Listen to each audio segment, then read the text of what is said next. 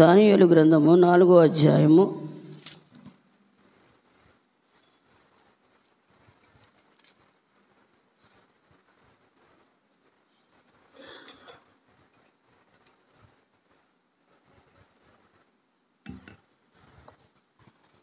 దానియేలు గ్రంథం 4వ అధ్యాయము 4వ వచనం చదువుకుందాం.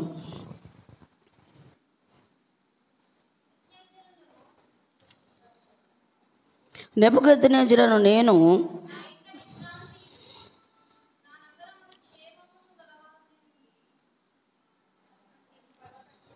ఒక కల కంటిని, అది నాకు భయమును కలుగచేసెను.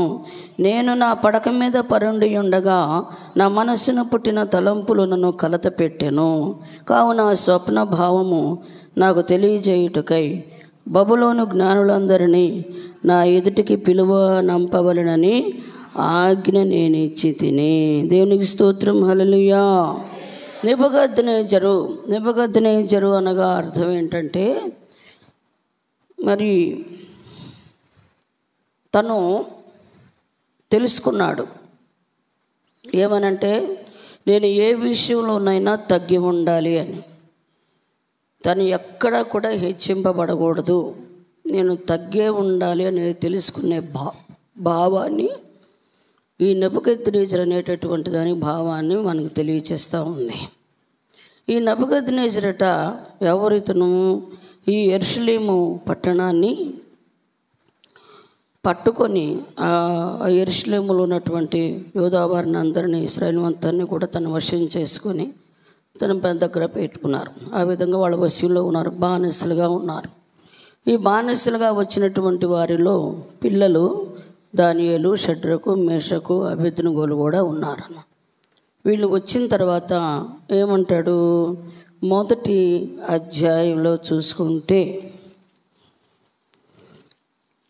దానియేలు అక్కడికి వచ్చిన తర్వాత 3వ వచనం, మొదటి అధ్యాయం 3వ వచనం.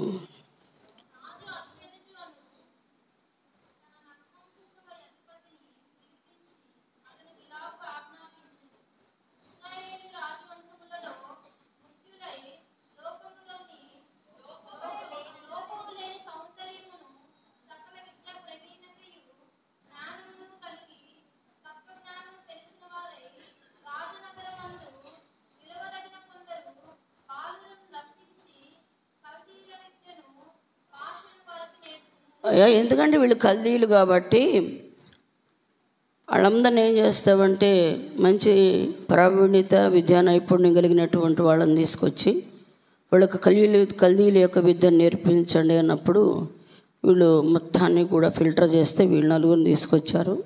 వాళ్ళకి ఆ విద్య నేర్పించి వాళ్ళ దగ్గర పెట్టుకుంటే, మరి వీళ్ళు నలుగురు కూడా దేవుని యందు భయభక్తులు కలిగినటువంటి వారు కదా, దైవచిత్త ప్రకారంగా వారి జీవనాన్ని కొనసాగిస్తూ ఉన్నారు.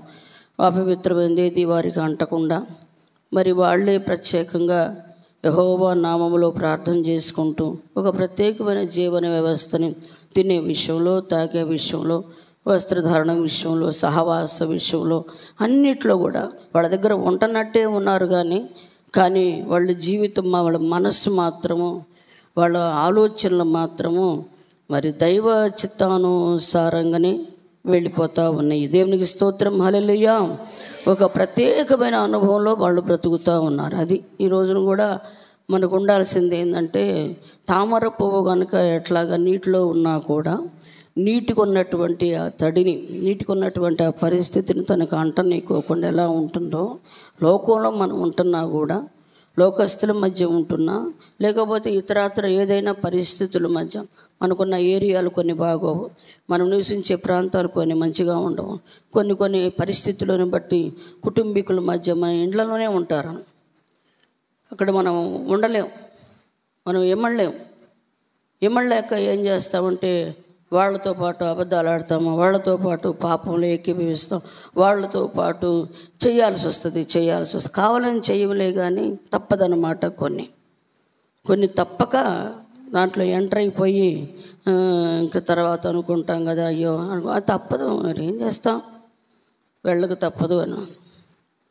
తప్పదు, చెయ్యక తప్పదు, ఉండక తప్పదు, రాక తప్పదు, పోక తప్పదు అని ఇట్లాగా తప్పదు తప్పదు తప్పదు తప్పదు అనుకుంటానే అన్నిట్లో కూడా తెలియకుండానే తప్పిపోయే మార్గంలో ఉంటాము అన్నమాట. తెలియకుండానే వాడు ఒక్కొక్క అడుగు మనల్ని ఏం చేస్తూ ఉంటాడంటే బలహీనులను చేస్తూ ఉన్నా అంటాడు. ఎక్కడ నీకు గట్టి పట్టుదల తగులుతుందో అన్నమాట. ఎక్కడంటే ఈరోజు దైవ కార్యం ఉంది, దేవుని పనికి వెళ్ళాలి అనుకున్నప్పుడే ఏమవుతుందంటే నీకు ఖచ్చితంగా వస్తాయి. రావని నేను అన్నాను, వస్తాయి. వచ్చినప్పుడు ఏం చేయాలంటే నా దేవుని పని కంటే, నా దేవుని సన్నిధి కంటే నాకు ఈ రోగం ఎక్కువ కాదు, నాకు ఈ సమస్య ఎక్కువ కాదు, నాకు ఈ ఊరు ఎక్కువ కాదు, నాకు ఈ ఫంక్షన్ ఎక్కువ కాదు, నాకు ఈ పరిస్థితులు ఎక్కువ కావు, నాకు నా దేవుని సన్నిధి ముఖ్యం. కావాలంటే అమ్మాయి నేను ఇంకోసారి వస్తాను, మిమ్మల్ని విష్ చేస్తాను, ఈ రోజుకు మాత్రం నన్ను వదిలేసేయండి, నేను ఆరాధనకు వెళ్ళాలి, నేను ప్రార్థనకు వెళ్ళాలి, నేను పలానా చోటకి వెళ్ళాలి నేను చెప్పి వెళ్ళిపోయావనుకో, అసలు మనలో ఉన్న నిష్టకి నియమానికి భయపడిపోతారు వాళ్ళే. భయపడిపోయి ఇంకెప్పటికీ కూడా మనము మరి మమ్మీ వచ్చిందంటేనే పెట్టుకుందాం, డాడీ వస్తానంటేనే పెట్టుకుందాం, ఆ ఫ్యామిలీ వచ్చిందంటేనే పెట్టుకుందాం, ఏం పోయింది ఈరోజు కాకపోతే రేపు, అంతేగాని వాళ్ళ దేవుడు ఎంత గొప్ప దేవుడు కాకపోతే వాళ్ళంత భయంతో వెళుతున్నారు అనేటటువంటి ఒక గొప్ప సాక్ష్యాన్ని మనము ఏం చేస్తాం తెలుసా? దేవుడంటే తెలిసినా కూడా ఆచారబద్ధంగా అలవాటుగా ఉన్నవారి మధ్య మనము సంపాదించుకుంటాము. దేవునికి స్తోత్రం, హల్లెలూయా. అసలు దేవుడు అంటే తెలియనటువంటి వారి మధ్య ఏమో దేవుణ్ణి కలిగి ఉంటే, దేవుణ్ణి ఎరుగుంటే ఇంత నిష్టగా నియమంగా ఉండాలి అనేటటువంటిది నువ్వు ప్రసంగం చేయనక్కర్లా. అక్కడ మాటతోటి క్రియతోటి ఏం చేసావంటే నా దేవుడు నిష్ఠ నియమములకు అని అన్నమాట తెలియజేస్తాం. ప్రథమ మెట్టు ఎక్కేసావు, ఇక నిన్ను ఆ మెట్టు ఎక్కనేయకుండా చేయటానికే నువ్వు ఎక్కుతూ ఉండగానే వాడు కిందకి లాగాలని చూస్తూ ఉంటాడన్న. ఇప్పుడు స్టార్ట్ చేసావు కదా ఇక ఎక్కటము, ఇక నేను వెనక్కి లాగడము వాడి తరం కాదు. ఇది గుర్తుపెట్టుకోవాలి.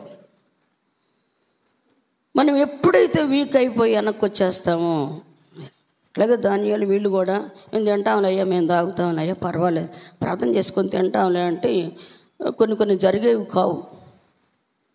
కొన్ని అద్భుతాలు జరగాలంటే మనం ఇక్కడ అద్భుతంగా ఎస్కేప్ అవ్వాలి అన్నమాట. సరే, దేవునికి స్తోత్రాలు. ఈ నెబుకద్నెజరు ఈ విధంగా అయిపోయిన తర్వాత చక్కగా రాజ్యాలన్నీ జయించి ప్రశాంతంగా ఉన్న 4వ అధ్యాయంలోకి వచ్చిన తర్వాత జరిగింది ఏంటంటే అక్కడ ఆయనట తన నగరి యందు తన ఎంట నేను అంటే స్వయంగా నెబుకద్నెజరే చెప్తున్నాడు, రాస్తున్నాడు ఇక్కడ. నేను నెబుకద్నెజరును నేను సాక్ష్యం చెబుతాను చూడు అక్కడ మనం కొన్ని అట్లా అనమాట. నెబుకద్నెజరును నేను ఎలా నా ఇంట విశ్రాంతియు క్షేమము గలవాడనై ఉండి, రెస్ట్లెస్ చక్కగా ఉన్నాడు, యుద్ధాలు లేవు, వ్యాధి లేదు, బాధ లేదు, పీస్ఫుల్గా ఉన్నాడు, మంచిగా ఉన్నాడు, ఏది లేదన్నమాట, ప్రశాంతంగా ఉన్నాడు. అసలు ఏమి ఆలోచనలు కూడా లేవు, అనాలోచన కూడా లేదు. నెమ్మది ఇచ్చిన తర్వాత ఒక వ్యక్తికి ఇంక దేని గురించి ఆలోచిస్తారని ఆలోచించలేడు. సో కాబట్టి ఏం ఆలోచించట్లేదు, ప్రశాంతంగా ఉండి ఇక డాబా ఎక్కడనుకుంటా పైకి వెళ్ళేసేసి విశ్రాంతి నా నగరం ముందు అది అన్నమాట పడుకున్నాడు. దేవుడు అంటాను లేదు అక్కడ. నిజంగా ఎంత గొప్ప భలే జరిగింది. అంతా నా వశం చేసేసాడు, అంతా నేను స్వంతం చేసుకున్నాను, నా వశమైపోయింది, నా బలగమైపోయింది. ఇదంతా నా యొక్క పరాక్రమానికి సూచన, నా జ్ఞానానికి సూచన, నా తెలివికి సూచన అని బాగా మురిసిపోతూ ఉన్నాడు అన్నమాట. మురిసిపోయి ఏం జరుగుతున్నాడంటే నేను నా పడక మీద పరుండి ఉండగా, అది ఎక్కడ పడుకున్నాడంటే చక్కగా మంచం మీద పడుకొని, మంచాలంటే సామాన్యంగా ఉంటాయా, మంచిగా రెస్ట్ తీసుకుంటూ ఉన్నాడు. ఒక కళ వచ్చింది. ఆ కళలో అతను నాకు భయం కలుగజేశాను. కళ పడుకొని నిద్రపోతూనే ఉన్నాడు. కళ వచ్చింది. ఆ కళ రాగానే కళతో పడి లేచాడు పైకి. అది కదా, నిద్రలో కూడా మనం పడుకునేటప్పుడు మరి దేవుని బిడ్డలమే ఏమని ప్రార్థన చేసుకోవాలంటే, ప్రభువా ఇదిగో ఈరోజంతా నీ పాదాల దగ్గర ఉంటానే కృపనిచ్చారు, పడుకుంటున్నానయ్యా, నిద్రలో ఎలాంటి తొందరలు లేకుండా సహాయం చేయ్యా.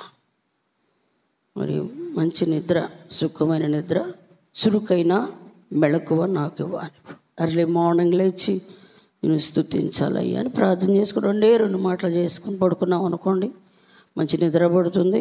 తెల్లవారుజాము లేచి ప్రార్థన చేసుకుంటానికి, దేవునితో మొట్టమొదటిగా ప్రభువారితో మాట్లాడటానికి అవకాశం ఉంటుంది. దేవునికి స్తోత్రం, హల్లెలూయా.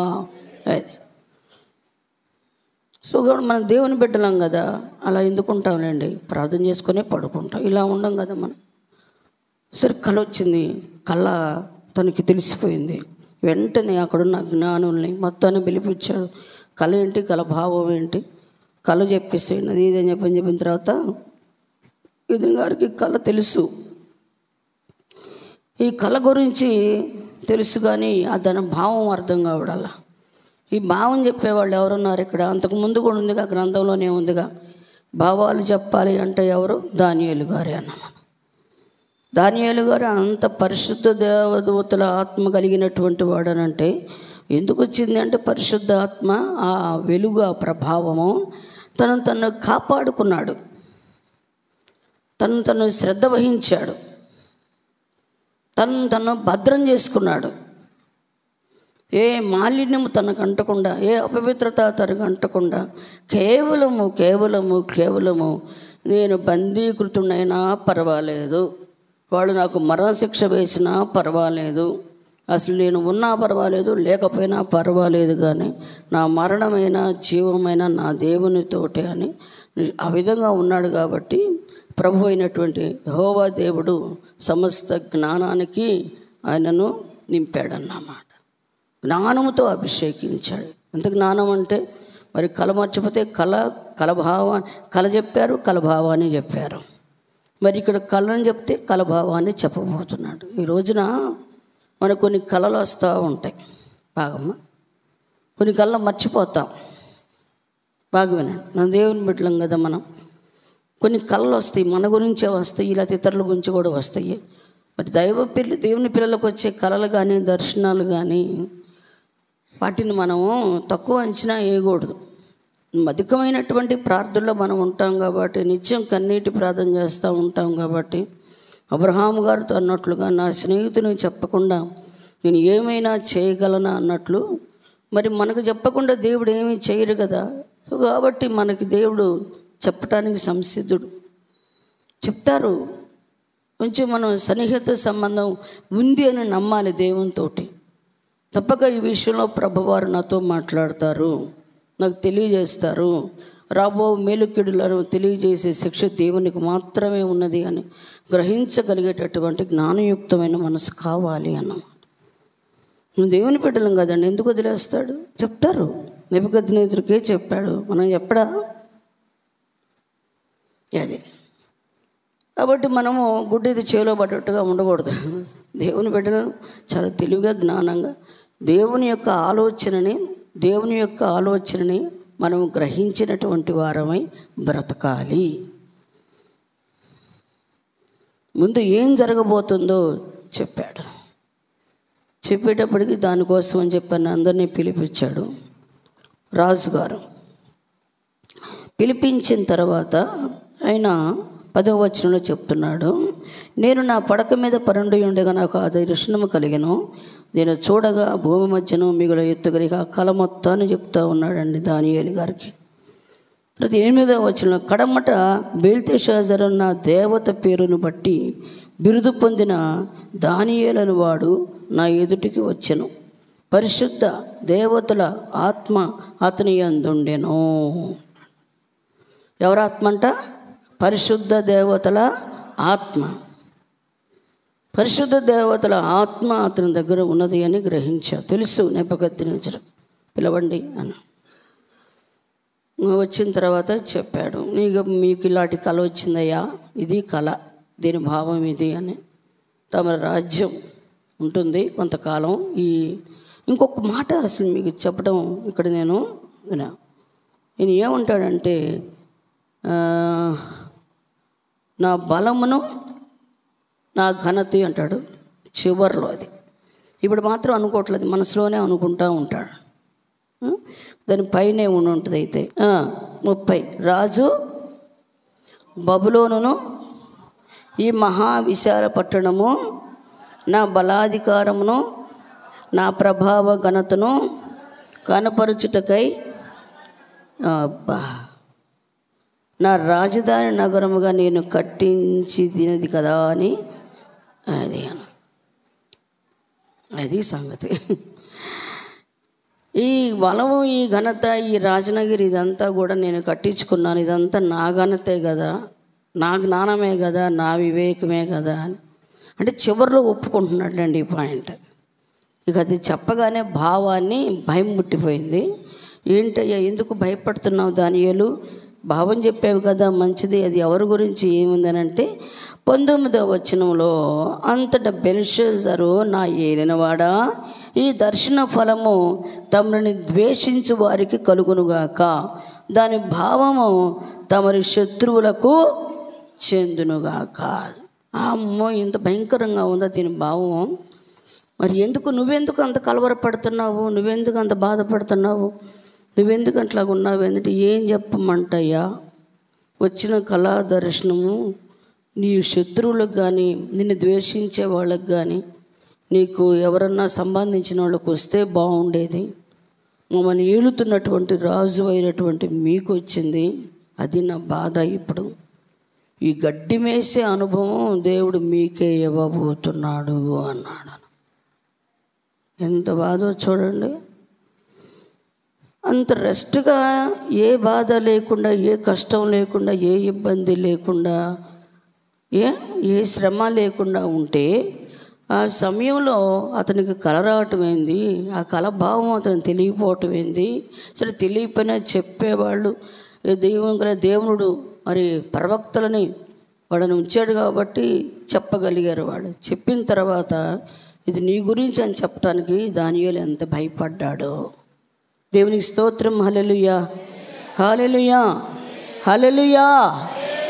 ఇది మన సంఘము, మనకి దేవుడిచ్చిన ఈ సంఘము ఎలాంటి సంఘం అంటే ప్రవక్తల సంఘం అన్నమాట. ఇది దర్శకుల సంఘం. నేను మీకు అందరికీ మరొక పర్యాయం రిక్వెస్ట్ పూర్వకంగా విన్నవించుకుంటున్నాను. ఏంటంటే, మరి పురుషులైనా స్త్రీలైనా యవ్వన బిడ్డలైనా పరిశుద్ధాత్మ విషయంలో నిర్లక్ష్యంగా ఉండకండి అన్నమాట. ఆత్మదేవుడు మనకి కొన్ని తెలియజేస్తాడు. కొన్ని తెలియజేసినప్పుడు అది మేలైనా చెప్తాడు, కీడైనా చెప్తాడు. మీకు నేను చెప్పాను, నరసరావుపేట పరిచర్య కూడా ఎకాఎక్కినా నేను వెళ్ళలేదు. నాకేదో ప్రేరేపణ వచ్చి, నా దగ్గర డబ్బులు ఉండి నేను మందిరం కట్టుకోవాలి, నేను వెళ్ళాలనే ఉద్దేశంతో వెళ్తే నేను ఎప్పుడో దాన్ని ఫెయిల్ అయిపోయి ఉండేదాన్ని. కానీ దేవుడు నాకు ఏం చేశాడంటే, నాకు చెప్పాడు, నాకు చూపించాడు దేవుడు. ఆయన చేతితోటి నాకు ఆ ఊరిని చూపించి, ఆ గ్రామాన్ని చూపించి, ఆ కాలనీని చూపించి, నువ్వు వెళ్ళమ్మా అన్నాడు. అంతే. తర్వాత ఎన్నో మరి దేవుడు నా ప్రయాణాలంతలో తోడుగా ఉండి ఆ మందిరం ఇట్లా సేవా పరిచర్య దాన్ని పురస్కరించుకొని చుట్టుపక్కల ప్రాంతాల్లో సేవా పరిచర్య అప్పగించాడు. ఇది ఆత్మ పరిచర్య అన్నమాట. అట్లాగే కొన్ని జరగబోతున్న సంగతులు కూడా ప్రవక్తల ద్వారా దేవుడు నాకు తెలియచేశాడు. మరి నా ఆపరేషన్ విషయంలో కూడా అప్పుడు దేవుడు తెలియజేశాడు. మరి నాకు విజయకుమారి చెప్పింది, తర్వాత రమాదేవి చెప్పింది, రమా ఇట్లాగా మీకు ఆపరేషన్ జరగబోతుంది, ఏదో మొత్తానికి హాస్పిటల్ తీసుకెళ్ళారు అని. నేను ప్రేయర్ చేసుకోవటం మొదలు. ఇట్లాగమ్మా ప్రియమైన బిడ్డలారు, మనం బాగానే ఉంటాము, మంచిగానే ఉంటుంది, పరిస్థితి అంతా బాగానే ఉంటుంది. అప్పుడు దేవుడు మాట్లాడినప్పుడు ఏమనిపిస్తుంది అంటే కోపం వస్తుంది, ఇబ్బంది కలిగిద్ది. ఏమండి, ప్రవచనాల మీదే మనకి పూర్తిగా వెగటు కలిగేటట్టుగా జరుగుద్ది అన్నమాట. దర్శనాలు నమ్మని రీతిగా వెళ్ళిపోతూ ఉంటాయి. ఏం ప్రవచనాలు, ఏం దర్శనాలు అమ్మా, ఇంద్ర బాగానే ఉంటే మేము నష్టం వచ్చిందని ప్రవచిస్తారు, ఇబ్బందులు వస్తాయని ప్రవచిస్తారు, కష్టాలు వస్తాయని ప్రవచిస్తారు, అది జరగబోతుందని ప్రవచిస్తారు, ఇది జరగబోతుందని ప్రవచిస్తారు అని చాలామంది అనుకుంటారు. అందరూ కాదులేండి, అలా అనుకునే వాళ్ళు ఉన్నారు. దాని నిమిత్తమయ్యి శ్రద్ధగా భయపడి దాన్ని మనసులో పెట్టుకొని ప్రార్థన చేసుకొని ఆ రాబోతున్నటువంటి కీడును విపత్తును తొలగించుకుందామనే సదుద్దేశంతో అలాంటి బిడ్డలు కూడా ఉన్నారు. రాకూడదు ఈ కీడు అని నమ్మాలి కదా. ముందు ఏదైనా నమ్మితేనే మనం ఆయన మహిమను చూస్తాం. వచ్చిద్ది అని ముందుగా ఒక సూచన ఏంటంటే నువ్వు రాకుండా దాని విషయంలో నువ్వు ప్రార్థన చెయ్యి అని, అంతేగాని నిజంగానే దేవుడు చెప్పేసాడుగా ఇంకొచ్చేసిద్ది, దేవుడు మాట్లాడాడుగా ఇంక జరిగిద్ది అనుకోకూడదు. ఒకటి జరగబోతుంది అని దేవుడు బయలుపరిచినప్పుడు తప్పకుండా దాని విషయంలో మనం గనక శ్రద్ధాశక్తులతోటి ఉపవాసం ఉండి మనం ప్రార్థన చేసుకుంటే దేవుడు దాన్ని తొలగిస్తాడు. ఆమేన్. హల్లెలూయా. అది నమ్మాలి. మనం యేసు దగ్గరకు వచ్చాం. మనం ఆ మాట చెప్పగానే చాలా భయం వేసింది. తమరి గురించేనయ్యా ఈ దర్శనం వచ్చింది, మీకే చూపించాడు దేవుడు అని. అది నాకు తరచుగా రావు దర్శనాలు, కానీ ఇది వచ్చింది అంటే తప్పకుండా జరుగుతుంది అన్నమాట. నా భయం అదే. నేను అదే ప్రార్థన చేసుకుంటానయ్యా, మంచి దర్శనాలు అయ్యా, మేలుకరమైన ప్రత్యక్షలతోటి మేలుకరమైన వాటితోటి నన్ను అభిషేకించయ్యా అని ప్రార్థన చేసుకుంటాను. ఒకటి ఏదైనా జరుగుతుందంటే ఖచ్చితంగా జరుగుతుంది, వచ్చిందంటే జరుగుద్ది. అది ప్రార్థన చేసుకుంటే దాన్ని తొలగిస్తాడు అనమాట. అట్లా నమ్మండి. ఈ సంవత్సరమైనా ఆ పొరలు మనం తీసేసుకుందాం. అనుమానపు పొరలు, సందేహపు పొరలు, నిర్లక్ష్యపు పొరలు, కోపతాపాల పొరలు. ఏమండి, యథార్థవాది లోక విరోధి అన్నట్టుగా మరి యథార్థంగా మాట్లాడే వాళ్ళని అందరూ ద్వేషిస్తూ ఉంటారు. మంచిగా మాట్లాడే వాళ్ళని ఎవరు ద్వేషించారంటే వాళ్ళకి మంచిగా మాట్లాడాలి. ఎదుటి వాళ్ళకి మంచిగా మాట్లాడినంతసేపు బాయ్ అంటారు. ఎప్పుడు ఏమైనా రివర్స్ అయిపోయిందంటే మంచిగా ఒక మాట మనం చెప్పాము అంటే తోసేయి అంటారు అన్నమాట. అది ఇంకా అవసరం లేదు. అమ్మగారి ప్రార్థన లేక మనకొద్దు, అమ్మగారి యొక్క సహవాసం మనకొద్దు, ఇంకా అయ్యగారు వద్దు, అమ్మగారు వద్దు, ఎవరు వద్దు. మనకిష్టమైన పిలిపించుకుందాం. అది ఇది కాకపోతే ఇంక మనకిష్టమైన సంఘానికి కూడా వెళ్ళిపోదాం అనుకునే పరిస్థితులు కూడా రాకపోలేదు అన్నాం. వేరే పాస్టర్స్ను కూడా పిలిపించుకొని మరి దాన్ని కొనసాగించుకునే పరిస్థితులు కూడా లేకుండా పోలేదు అన్నాం. కారణం ఏంటంటే వీళ్ళకు అనుకూలంగా లేదు, ప్రవచనము అనుకూలంగా లేదు, దర్శనము అనుకూలంగా లేదు, వాక్యము అనుకూలంగా లేదు. కాబట్టి ఇక మనం ఇక్కడ ఉండటం భావ్యం కాదు అని చిన్నగా ఒక్కసారిగా మానుకుంటే కుదరదని ఏం చేస్తారంటే చిన్నగా తప్పుకోవటం మొదలు పెడతారన్న. ఏమండి, ఇవన్నీ మాకు తెలీదా? ఈ 40 సంవత్సరాలు ఎంతమందిని చూస్తుంటాను నేను. అది అన్నా. కానీ అట్లాంటి పునాది మనం వేసుకోకూడదు అన్నాం. లోబడటం వలన, తగ్గించుకోవటం వలన మనమే దీవించబడతాం. దేవునికి స్తోత్రం. హల్లెలూయా, హల్లెలూయా, హల్లెలూయా. అద్భుతమైన కార్యం మనం ఇక్కడ చూడబోతూ ఉన్నాం. నెబుకద్నెజరు అనేటటువంటిది తనను తాను కాపాడుకున్నాడు, తను తగ్గించుకున్నాడు, తన స్థితిని తెలుసుకున్నాడు. ఈ కడవరి దినాల్లో ఇప్పుడు మనం ఆ స్థితికి రావాలని, ఈ చివరి మాసంలో, ఈ సంవత్సరాంతంలో కూడా అన్నీ మారిపోయి ఆ స్థితికి మనం రావాలి అన్నమాట. అది అయిపోయిన తర్వాత ఇంకా అదంతా జరిగింది. ఇప్పుడు మన అబ్బాయి చదివిన దాని కూడా దగ్గరకు వచ్చేసేద్దాం.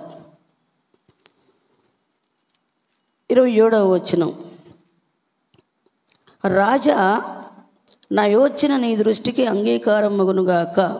ఒకవేళ నీవు నీ పాపములు మాని నీతి న్యాయములను అనుసరించి నీవు బాధ పెట్టిన వారి యందు కరుణ చూపిన ఎడల నీకున్న క్షేమము నీకిక మీదట నుండునని దానియేలు ప్రత్యుత్తరమిచ్చెను.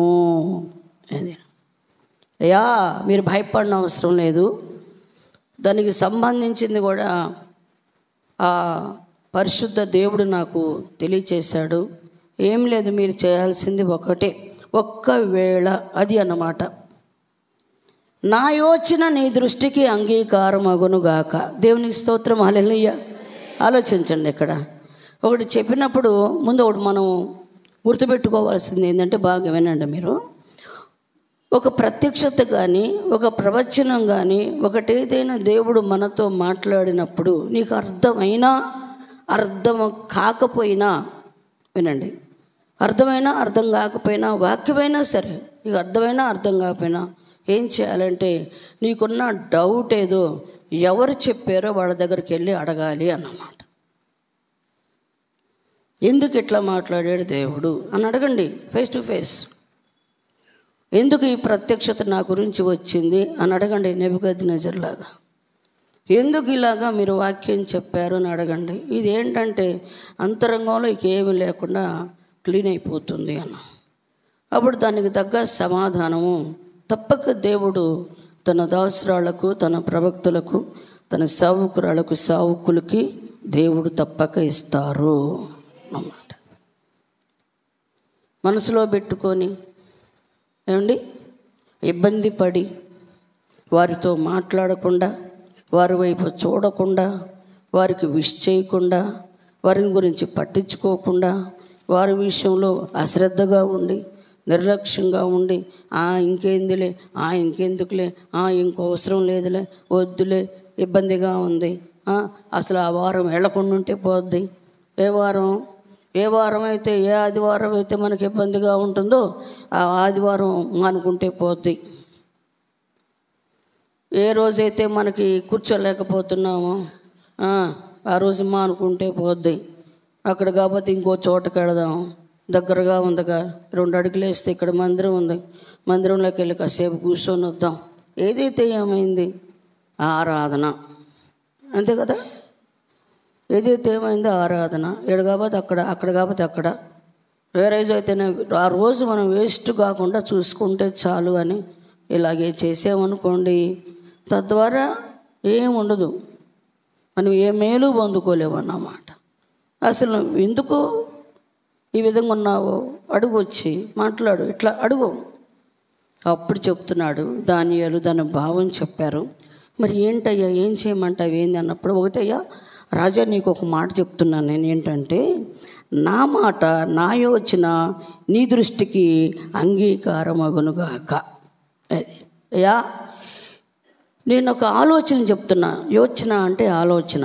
మీరు భయపడుతున్నారు కదా, అంటే మీరు గ్రహించారు నిజంగా ఇది జరుగుతుందేమో అని భయపడ్డారు కాబట్టి దీనికి ఒక ఆలోచన నేను మీకు తెలియజేస్తూ ఉన్నాను. ఈ ఆలోచన ఏంటంటే, నేను చెప్పిన ఆలోచన దేవుని దయ వల్ల మీరు అంగీకరిస్తే మీకు మేలు అన్నట్లుగా ఈ ఆలోచన మీకు అంగీకారం అగునుగాక. ఆమేన్, హల్లెలూయా, హల్లెలూయా.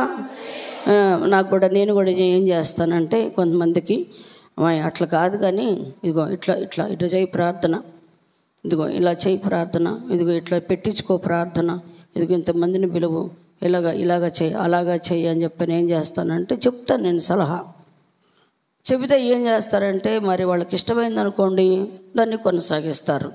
అది ఇబ్బందిగా ఉందనుకోండి ఏం చేస్తారు, మానేస్తారు. మానేసేసి వాళ్ళ ఆలోచన ఏంటో, వాళ్ళ తలంపు ఏంటో, వాళ్ళు ఎలా చేయాలనుకుంటున్నారో అదే చేసి ఊరుకుంటారు అన్నమాట. చాలా దుఃఖకరమైన విషయాలు. వద్దు అన్నది చేయటమే మనకు ఎక్కువ, చెయ్యొద్దన్నా చేయటమే ఎక్కువ కదా. అట్లా చేయటం అనేటటువంటిది ఎలాగుంటుందంటే, చాలామందికి ఏంది అన్నిటికీ నిర్బంధంలో, ఏంటి అన్నిటికీ కంట్రోలు, అన్నిటికి ఇట్లాగానే బాధ కలుగుతూ, కానీ అసలు దాంట్లో ఆ బాధలోనే ఎంత మాధుర్యత ఉందో అర్థం కాదు అన్నమాట. బాధ అనుభవించిన తర్వాత తెలిసిద్ది అన్నమాట. మొక్కళ్ళు ఈ విధంగా కొట్టుకుపోయినాయి. ఇప్పుడు తెలుస్తుంది, ఈ బాధలో నా కంటి ముందు అనేక ఆత్మలు, సంఘాలు, పరిచర్య నాకు ఇవి కనపడుతూ ఉన్నాయి. దేవునికి స్తోత్రం. వాటి ముందు ఈ మోకాళ్ళు ఎంతండి? మోకాళ్ళు అట్లాగా అవ్వబట్టే నేను అన్ని చూడగలిగాను. కష్టం లేకుండా, బాధ లేకుండా, ఇబ్బంది లేకుండా మనకి మంచి కలగదు కదా. ఓ పెద్ద ఆపరేషన్ చేయాలి, లోపల ఉండి అది తీసేయాలి పాయిజను. ఆపరేషన్ చేయకుండా అది బయటకు వచ్చిందా?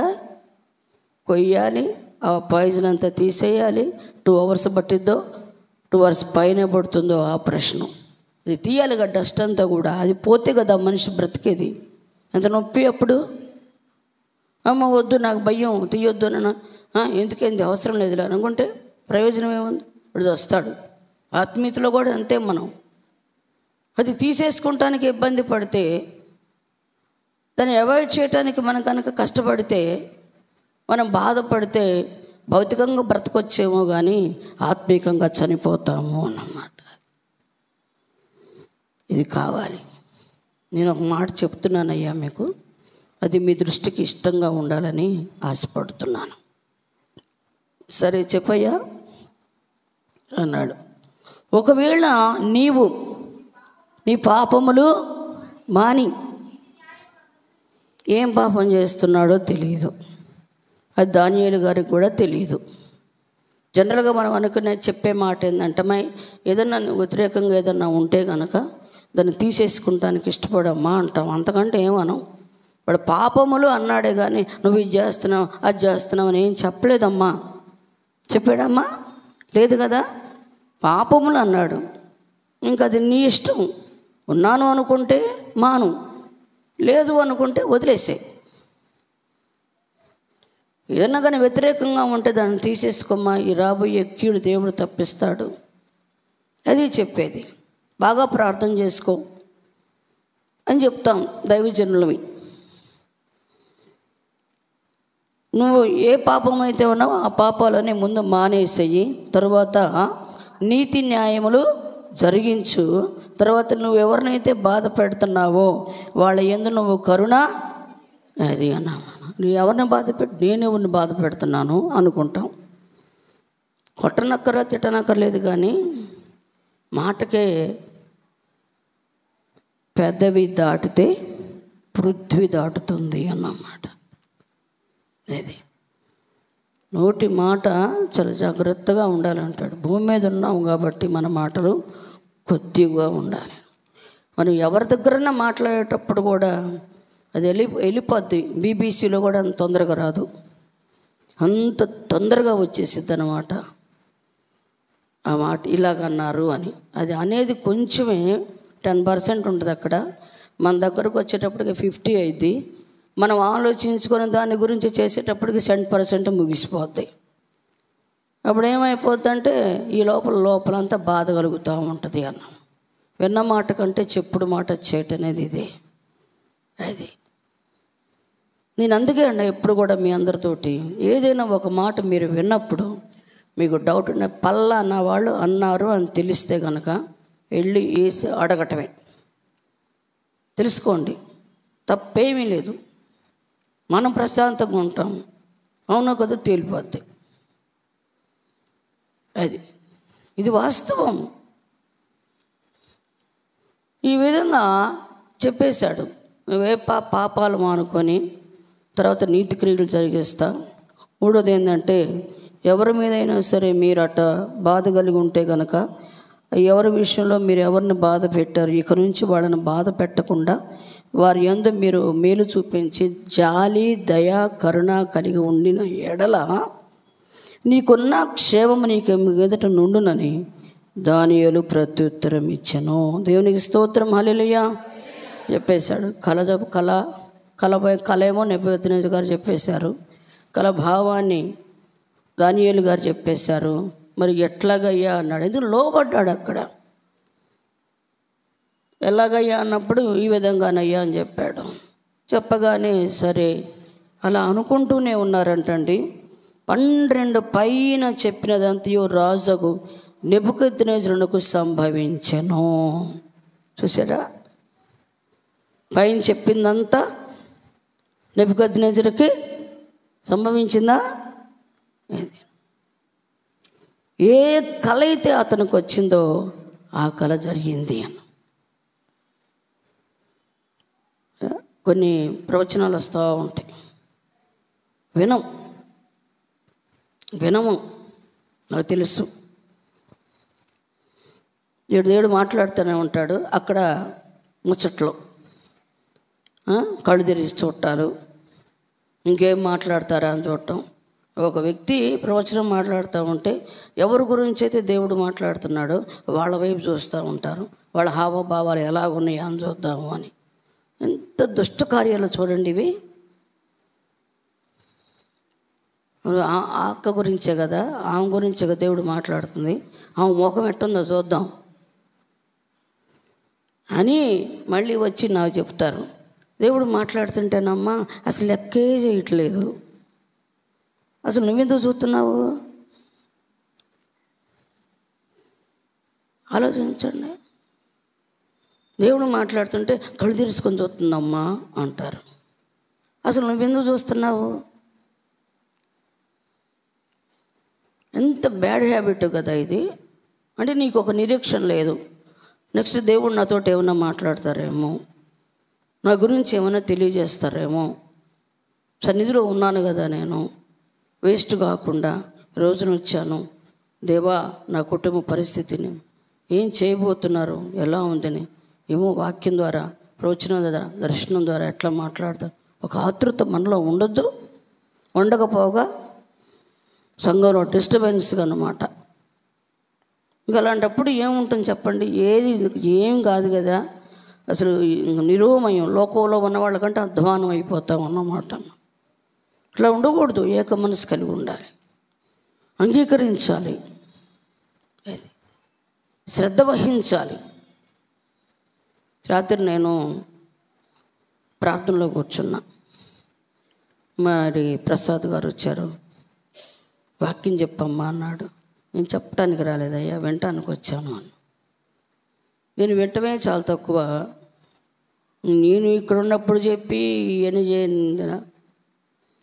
నిన్న ఉదయం అయ్యగారు చెప్తుంటే చక్కగా 1 గంట 40 నిమిషాలు వాక్యం విన్నాను. చాలా నెమ్మది అనిపించింది. వాడు రాత్రి అబ్బాయి 1 గంట చెప్పాడు ప్రసాద్, చాలా హ్యాపీ అనిపించింది. చక్కటి నేను ఉదయం అయ్యగారు ఏం చెప్పారో వాక్యము అదే దేవుడు మాట్లాడాడు. నాకు చాలా సంతోషం అనిపించింది. అదే వాక్యం తీసి మళ్ళీ పరిశుద్ధాత్మ దేవుడు దాసుని నోట ఉంచి మాట్లాడారు. 40 రోజులు ఉపవాస ప్రార్థనలో ఎంతమంది వచ్చారు చెప్పండి? పగలు నైటు. ఎన్ని దినాలు ఎవరెవరు వచ్చారు? కనీసం 40 దినాల్లో కొన్ని రోజులన్నా దేవునిలో గడపటానికి ఇష్టపడ్డారా?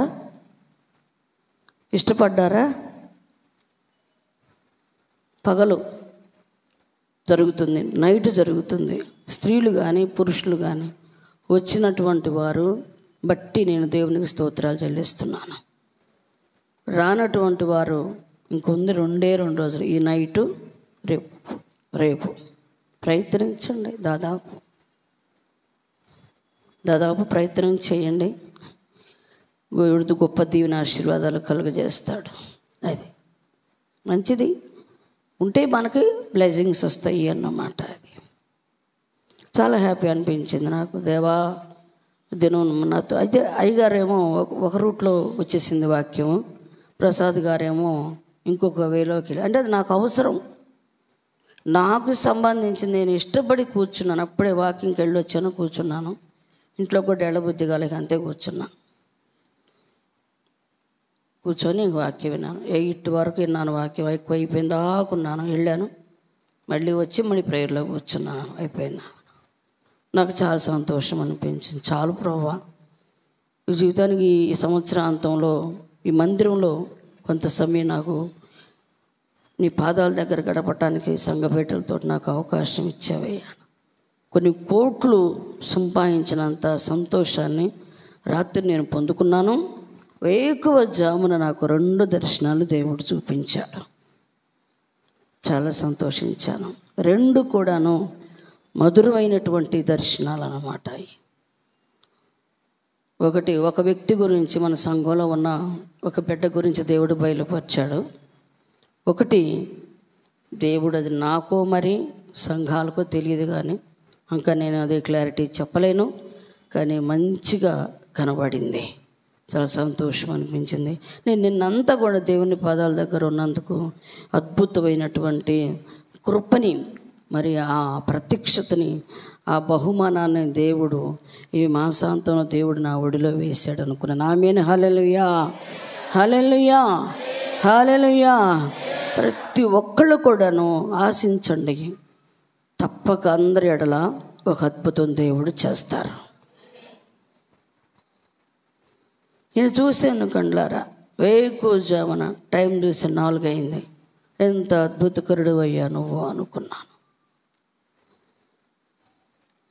ఆశించినటువంటి వారికి ఎప్పుడు అన్యాయము చెయ్యడు మన దేవుడు. ఈ మాట చెప్పేసిన తర్వాత నెబుకద్నెజరుక 30వ వచనం, 12 నెలలు గడిచిన పిమ్మట అతడు తన రాజధాని యందు బబులోను నగరనందు సంచరించుచుండగా, అంటే ఇప్పుడు ఈ కల వచ్చి ఎన్నాళ్ళు, సంవత్సరం అయిపోయింది. బాగా వినండి అమ్మా, కల ఇక్కడ మనకి ఇది కావాలన్నమాట. ఈ కల వచ్చే సంవత్సరము, దాని భావం కూడా చెప్పేశారు దానియేలు గారు, దాని రెమెడీ కూడా చెప్పేశారు దానియేలు గారు. ఇలాగుంటే ఇలా జరిగిద్ది, ఇలాగుంటే ఇలా జరిగిద్ది అని చెప్పారు. చెప్పిన తర్వాత ఒక సంవత్సరం అయిపోయిందన్నమాట. ఇక సంవత్సరం అయిపోయిన తర్వాత ఏం జరిగిందంటే, రాజు బబులోనును ఈ మహావిశాల పట్టణము నా బలాధికారమును నా ప్రభావ ఘనతను కనుపరుచుటకై నా రాజధాని నగరమునగా నేను కట్టించినది కదా అని తనలో కదా, సంవత్సరం తర్వాత చెప్పారు కదా, దర్శనం చెప్పాడా, భావం చెప్పాడా అంటే గుర్తుందా, గుర్తులేదా? గుర్తు ఉందంటారా? ఏమో కదా, మర్చిపోయాడా? లేకపోతే కొన్ని మనం ఏం చేస్తామంటే, దేవుడు మాట్లాడిన వెంటనే జరగవు, టైం తీసుకుంటుంది. మేలుకైనా టైం తీసుకుంటుంది, కీడుకైనా టైం తీసుకుంటుంది. ఒకటి జరగాలి అంటే ఈ గ్యాప్లో ఏం జరుగుద్దంటే, మనం దాన్ని నిమిత్తమయ్యి ప్రార్థన చేయటం, నమ్మిన వాళ్ళేమో దాని గురించి ప్రార్థన చేసుకుంటారు. అది కూడా కొంతకాలం గుర్తున్నంతసేపు ప్రార్థన చేస్తారు. ఇంకా తర్వాత దాని గురించి పెద్దగా పట్టించుకోరు. ఏం లేదు, అసలు పనులు, అన్ని పనులు, వ్యక్తిగత పనులు, ఆఫీస్ పనులు, బిజినెస్లు, ఇవన్నీ మనకు ఉన్నాయి కదా, ఈ పర్సనల్ వాటన్నిటిలో పడిపోయి అసలు దైవ సంబంధమైన ప్రవచనాన్ని, దర్శనాన్ని కంప్లీట్గా మరుగైపోద్ది అన్నమాట. కావాలని మర్చిపోలే, కానీ ఒక్కొక్కసారి నిర్లక్ష్యంగా, ఒక్కొక్కసారి ఏమో మర్చిపోయి పనుల వల్ల దాని గురించి మర్చిపోతాం కంప్లీట్గా. సడన్గా మళ్ళీ మనము హ్యాపీగా ఉంటాం అన్నమాట, మంచిగా ఉంటాము. ఒక్కొక్కసారి గుర్తొచ్చింది, ఏందో అని అట్ట ప్రవశిస్తారు, జరుగుద్దా ఏంది, ఎందుకు చేస్తాడు దేవుడు, ఎంతకాలమైనా జరగలేదు ఏంది మరి కదా, బాగానే ఉండంగా జరగలేదు ఏంది, జరగదులే, మనకెందుకు జరిగిద్ది. ఉద్రేకాలతో వస్తాయి మా ప్రవచనాలు, ఆవేశాలతో మాట్లాడతారు మా ప్రవచనాలు. నిద్ర ఏం బాగా పిచ్చి కళ్ళు వస్తే కళ్ళన్నీ చెబుతూ ఉంటారు.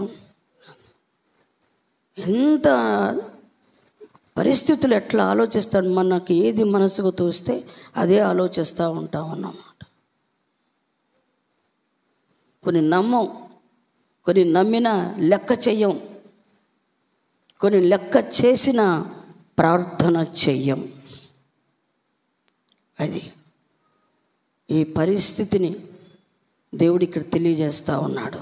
నమ్మాడు, బాధపడ్డాడు, అర్థం చెప్పమన్నారు రాజుగారు, అన్నీ అయిపోయినాయి. అంతా అయిపోయిన తర్వాత వారు నీరు గడిచిన తర్వాత మళ్ళీ డాబా ఎక్కి నా బలము, నా ఘనత, నాది నాది. ఈరోజు మనం కూడా చాలామంది అంతే అనుకుంటారు.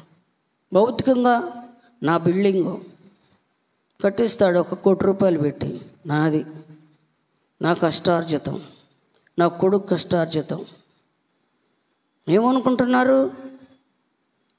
మా అమ్మాయి, మా అబ్బాయి. ఎవరిచ్చారండి మీ అమ్మాయికి మీ అబ్బాయికి? చదువులు బాగా మంచిగా చదువుతున్నారు. ఆ జ్ఞానం, ఆ వివేకం, ఆ పరిస్థితులు ఎవరిచ్చారు? దేవుడిచ్చాడా? లేదు. చాలా బై బర్తే చాలా తెలివిగలది మా అమ్మాయి. పుట్టుకలో నుంచే చాలా తెలివిగలది. దేవుడు ఇవ్వాల. ర్యాంకుల మీద ర్యాంకులు వస్తున్నాయి. చాలా తెలివిగలవాడండి. ఏ సమస్య అయినా పరిష్కారం చేసేస్తాడు. అంత తెలివి అనుకుంటున్నాం అసలు. ఎట్లాగా మనం ప్రతిదీ కూడా నాది నాది నాది నాది నాది. డబ్బు నాది, ధనం నాది, ఘనత నాది, ప్రభావం నాది. ఇదేమో భౌతికంగా. ఇక ఆత్మ సంబంధంగా వచ్చేటప్పటికి నేను ఎంత ప్రార్థన చేశారు అనుకుంటున్నారు? అసలు నేను ఎన్ని ఉపవాసాలు ఉన్నాను అనుకుంటున్నారు? అసలు కదా, నేను ఎంత నిష్ఠగా నియమంగా ఉంటాను అనుకుంటున్నారు? ఇక మన ప్రార్థన విషయంలో అతిశయపడతాం. అభిషేకం ఉంటేనేమో అభిషేక విషయంలో అతిశయపడతాం. ఒకవేళ వరాలు ఉంటే వరాల విషయంలో అతిశయపడతాం. ఒకవేళ వాక్యం బాగా చెప్పగలిగితే నేను బాగా చెప్తాననే అతిశయం కూడా తెలియకుండానే వచ్చేసిద్దండి. మనం ఏది కూడాను కావాలని అహంకారంతో ఉండము, కావాలని దాని గురించి యోచించము. కానీ మనకున్న ధన ఘనతలు, మనకున్నటువంటి పేరు ప్రఖ్యాతులు మనల్ని ఏం చేస్తాయి అంటే మనల్ని అహంభావాన్ని కలుగజేస్తాయి అన్నమాట. ఈ అహంభావమే లేకుండా చూసుకుంటే మనం ఎంతో ఆశీర్వదించబడతాం.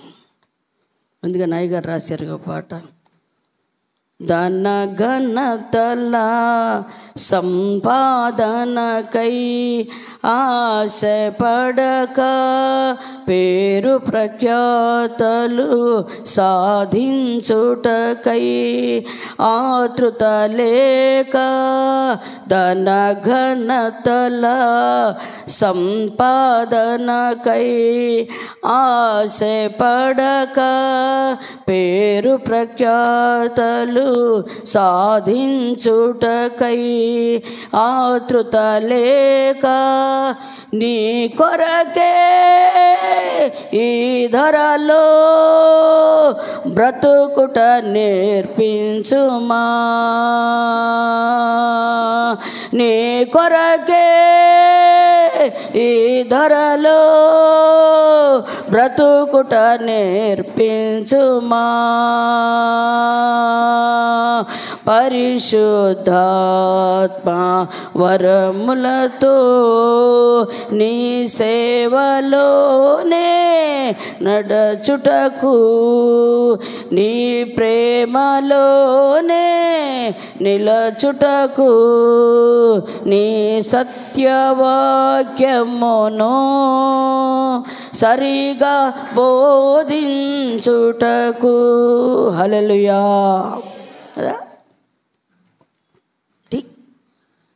అవి ఏంటంటే వస్తాయి, ఇవి వస్తాయి, అవి వస్తాయి. అదిలో పరంగా ఇక వరాల విషయం నేను ప్రార్థన చేసుకుంటాం కాబట్టి దేవుడు వరాలతో తలాంతులతో అభిషేకిస్తారు.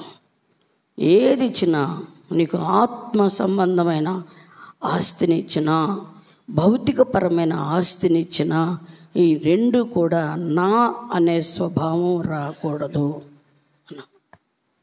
ఇది ఎప్పుడైతే మనకు వస్తుందో అప్పుడే మనం బలహీనమే అవడానికి స్టార్ట్ అయింది. దేవునికి స్తోత్రం. ఇది చూడండి, రాజు తనలో తాను అనుకుంటూనే ఉన్నారు. రాజు నోట ఈ మాట ఉండగా ఆకాశం నుండి ఒక శబ్దము, రాజుగో నెబుకద్నెజరు మా ఉమ్. ఆ. ఆ. ఉమ్.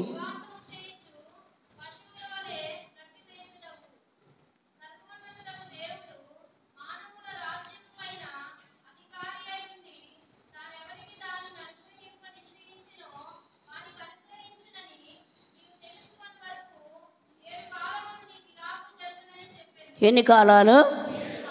అది సర్వోన్నతులకు దేవుడు. ఒక్క మాటను మనం అందరం జ్ఞాపకం చేసుకోవాలి. సర్వోన్నతులకు దేవుడు మానవుల రాజ్యము పైన అధికారి అయ్యుండి. ఏ రాజ్యం అంటది? మానవుల రాజ్యం. ఇది మన రాజ్యం. మన రాజ్యం మీద అధికారం మినిస్టర్స్కి ఉంది. మన దేశం, మన ఆంధ్రప్రదేశ్, ఇట్లా కొన్ని రాష్ట్రాల మీద, కంట్రీల మీద ఉంటుంది. ఇప్పుడు మనకి పిఎం గారు, సీఎం గారు ఉన్నారు. ఆ అధికారాలు మనం అందరం ఓట్లు వేసాం, వాళ్ళు వచ్చిన మాట నిజమే. కానీ ఆ ఓటు వేయటానికి కూడా మనసు ఇచ్చింది కూడా దేవుడే. చాలామంది ఎవరికి వేసావు ఎందుకు వేసావు అంటారు. ఎందుకు వేస్తారు చెప్పమంటారా?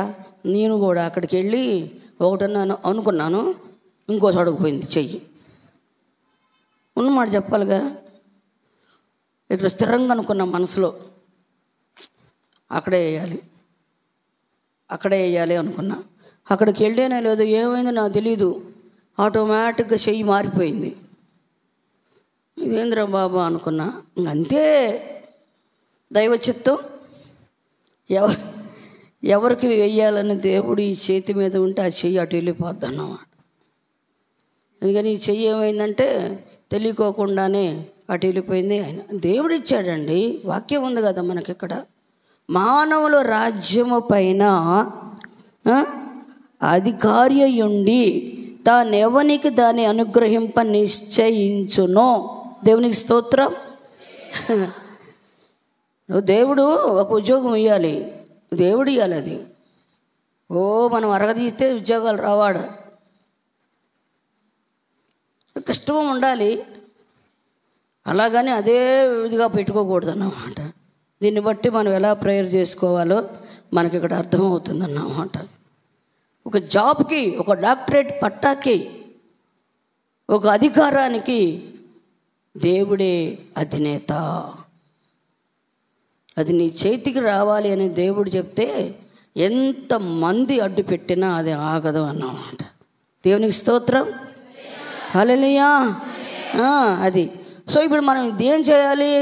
మనం చదువుకుంటూ దానికి ప్రిపేర్ అవుతూ దానిలో ఉంటూ ఏం చేయాలి?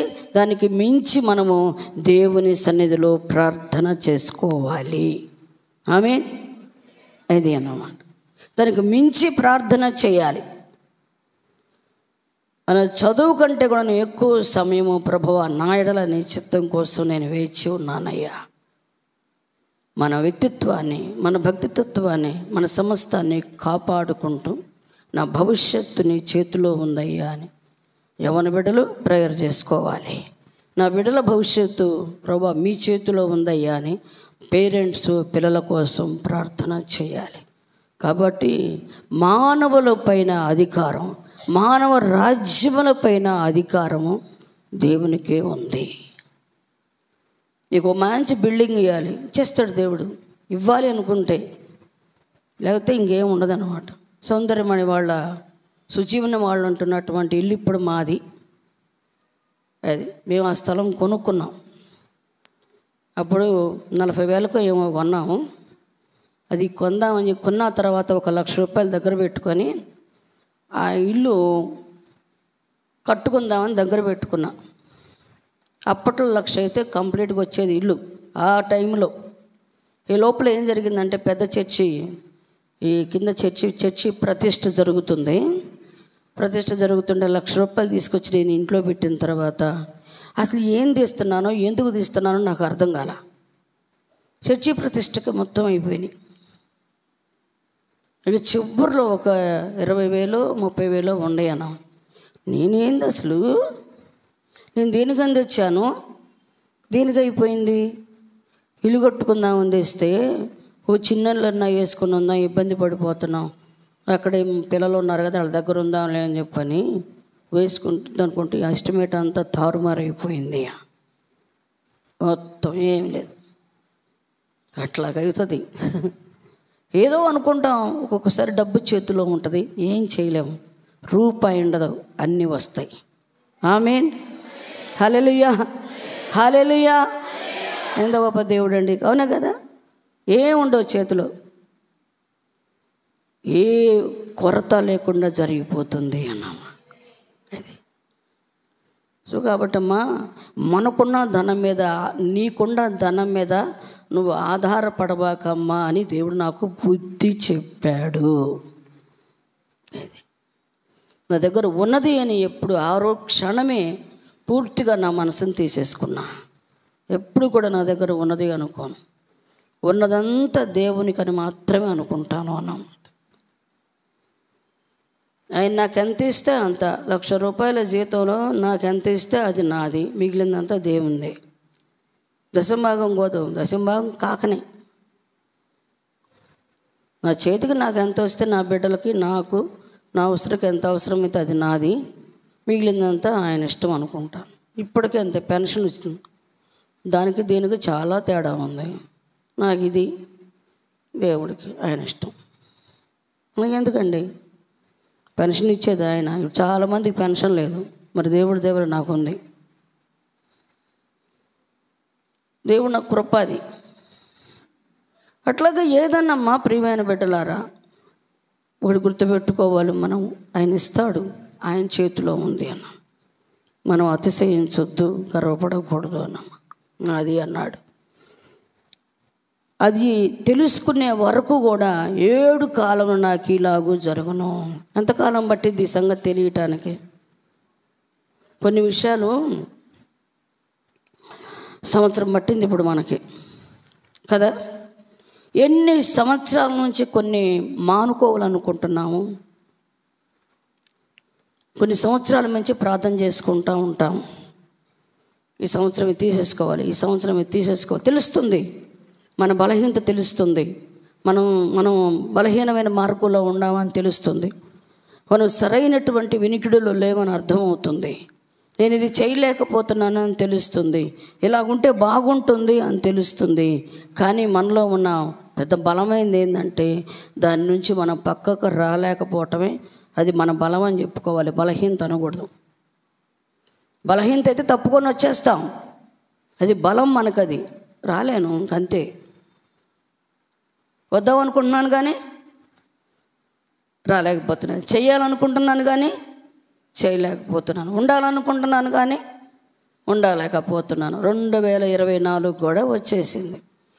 ఇతనికి ఇది నిజంగా దేవుడిచ్చిన, నాకు ఇచ్చిన నా బలం కాదు, నా ఘనత కాదు, ఇది నాకు దేవుడిచ్చిన ఘనత, ఇది నాకు దేవుడిచ్చిన బలం అని తెలుసుకునేటప్పటికి 7 కాలాలు పట్టిందంట. ఇప్పుడు మనం రక్షించబడి ఒకవేళ తెలుసుకొని ఎన్ని సంవత్సరాలు అవుతుందో ఎవరికి వాళ్ళమే ఆలోచన పెట్టుకుందాం. నీకు ఒకటి తెలిసి ఎన్ని సంవత్సరాలు అవుతుంది, ఈ వేలో ఉండకూడదు, ఈ దారిలో ఉండకూడదు అని తెలుసుకొని ఎన్ని సంవత్సరాలు అవుతుందో అన్ని సంవత్సరాల నుంచి కూడా బయటికి రావడానికి ఇష్టపడుతున్నామా? అది తెలుసుకునే వరకు కొంత కొలిమిలో దేవుడు పెడతాడని అర్థమవుతుంది అన్న. నువ్వు దాని నుంచి బయటకు వచ్చే వరకు నీకు ఆ శ్రమలు తప్పవు. నువ్వు దాని నుంచి బయటకు వచ్చే వరకు కొన్ని నువ్వు తప్పించుకోలేవు. ఆ బంధకాలు తెంచుకునే వరకు కొన్ని బంధకాలు నువ్వు తెచ్చుకోలేవు అన్నమాట. ఇది దేవుడు పెట్టిన సమయం. నీకు ఒక సమయం నిర్ణయించి, కొన్ని పరిస్థితుల్లో చనిపోదాం అనుకుంటాం, బ్రతుకుడు దేవుడు అలా చేయడం. పారిపోదాం అనుకుంటాం, దేవుడు అలా చేయడం. కారణం ఏంటో తెలుసా? నిన్ను అనేక మంది మధ్య, వేల మంది మధ్య, లక్షల మధ్య నిన్ను ఒక ఉన్నతమైనటువంటి సాక్షిగా నిలబెట్టబోతూ ఉన్నాడు. ఆమేన్. హల్లెలూయా, హల్లెలూయా.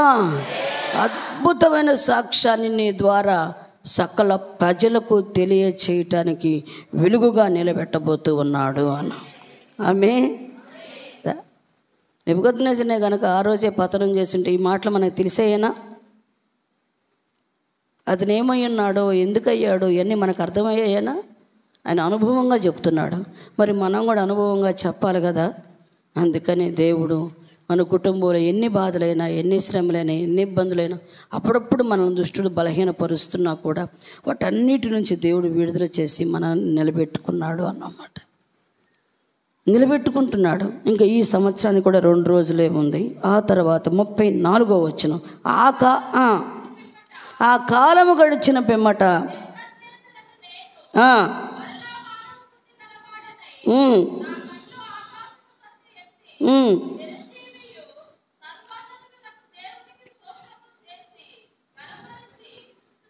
దేవునికి స్తోత్రం, హల్లెలూయా. సరే అండి. ఆ కాలము గడిచిన తరువాత ఇప్పుడు నువ్వు ఎంత టైం తీసుకుంటావు చెప్పండి. నెబుకద్నెజరుకి 7 కాలాలు పట్టిందట. ఆ కాలం తర్వాత, ఒక నిర్ణయ కాలం తర్వాత ఆయన కళ్ళు తెరవబడ్డాయి. ఈ రోజున మనకి ఈ సంవత్సరమైనా కళ్ళు తెరచి, ఈ కాలం గడిచిన తర్వాత, ఈ రోజు గడిచిన తర్వాత, ఈ గడిచినటువంటి ఈ క్షణం గడిచిన తర్వాత ఇప్పుడైనా నాకు నా బుద్ధిని నాకు ఇవ్వయ్యా. తప్పిపోయిన కుమారుడు కూడా పందులు పొట్టు తింటూ బుద్ధి తెచ్చుకున్నాడు శ్రమలో. ఏమండి, అబ్రహాము ధనవంతుడు లాజరు చనిపోయిన తర్వాత అగ్నిగుండంలో బుద్ధి తెచ్చుకొని మరి అబ్రహాముతో చెప్తున్నాడు, అబ్రహ్మా మా సహోదరులు భూమి మీద ఉన్నారయ్యా, పంపించయ్యా వాళ్ళ దగ్గరికి లాజర్ని, ఇక్కడ నరకం ఉందని, అగ్నిగుండం ఉందని చెప్తారయ్యా. కాలం గడిచినాక, కొంతకాలం గడిచిన తర్వాత తప్పిన కుమారుడికి బుద్ధి వచ్చింది. అసలు జీవితమే గడిచిన తర్వాత ధనవంతుడికి ఆలోచన వచ్చింది. ఆలోచించండి. మనం కూడా అలా ఉండకుండా నేడు అనే సమయం ఉండగానే సంవత్సరం గతించక మునుపే ఇలా చెప్పగలిగే స్థితి మనకు రావాలి అన్నమాట. అలా ఉండాలని నేను ఆశపడుతూ ఉన్నాను. మనుషులు కదండి, చిన్న చిన్న బలహీనతలు ఉంటాయి.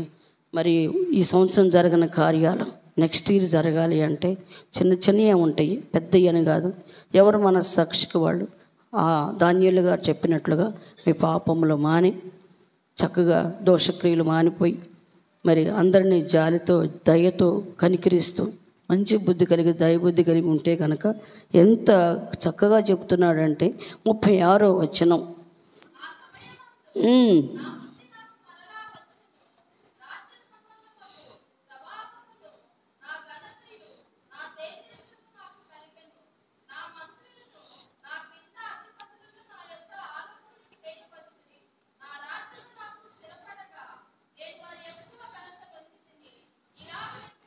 ఈలాగు నెబుకద్నెజరు నేను పరలోక రాజు యొక్క కార్యములన్నీ సత్యములను ఆయన మార్గములు న్యాయములనై ఉన్నవనియు గర్వముతో నటించు వారిని ఆయన అనపశక్తుడనియు ఆయనను స్తుతించుచు కొనియాడుచు ఘనపరచు. దేవునికి స్తోత్రం, హల్లెలూయా. అంటే నన్ను అణిచాడు దేవుడు, అది అన్నమాట.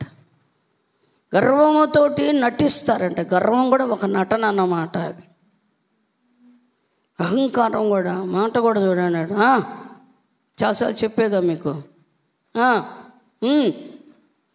తెలీదు, రాను, పోను కదా, అట్లా అనకూడదు. మాటలోనే ఉంటుంది ఏదైనా కూడా.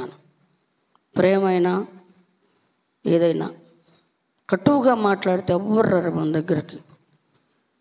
వాక్యం అంటే కట్టు అంటే వాక్యం. ఇప్పుడు కట్టుగా చెప్పలా, దానియేలు ఎట చెప్పాడు? కట్టుగానే చెప్పాడు. నేను చెప్తున్నాను అయ్యా, నీ దృష్టికి అంగీకారం అయితే మంచిదే, ఇది జరిగేది అన్నాడు, అంతే. కాబట్టి తెలుసుకున్నాడు నెబుకద్నెజరు. ఇది నాన్న చక్కగా చెప్తున్నాడు అన్నమాట. నిజంగా పరలోక రాజు యొక్క కార్యములన్నీ సత్యములను మార్గము న్యాయములను, ఆయన మార్గాలు సత్యము, అవి న్యాయము. ఆయన ఏది జరిగించినా, శిక్షించినా అది న్యాయమే, రక్షించినా అది న్యాయమే, సో అన్నీ ఆయన చేతిలో ఉన్నాయి. గర్వముగా నటించేటటువంటి వారు ఆయన చూస్తూనే ఉన్నాడు. ఆయన ఏదైనా చేయటానికి శక్తిమంతుడు అని నేను తెలుసుకున్నాను. కాబట్టి ఆ విషయాన్ని నేను మీకు తెలియచేస్తూ ఇప్పుడు నేను మనస్ఫూర్తిగా ఈ దేవుడు నిజమైన దేవుడు నేను స్తుతిస్తున్నాను అని సాక్ష్యం ఇస్తూ ఉన్నాడు. దేవునికి స్తోత్రం. హల్లెలూయా. సంవత్సరాంతంలో మనం ఉన్నాము. చిన్న చిన్నవి ప్రార్థన చేసుకొని ఇంకా మన కుటుంబంలో ఈ సంవత్సరం ఏం జరగలేదు, ఏ విషయంలో మనం శోధించబడుతున్నాము, అది దేవుడే పెట్టాడు సైతానే పెట్టాడు అనుకోకుండా ఎలాగైనా ప్రభు నా అపరాధాలు ఇదిగో ప్రభు ఏదైతే ఉందో నాకు తీసేయ్యా అని ప్రభు సన్నిధిలో ప్రార్థన చేసుకున్న దేవుడి మాటలు దీవించును గాక.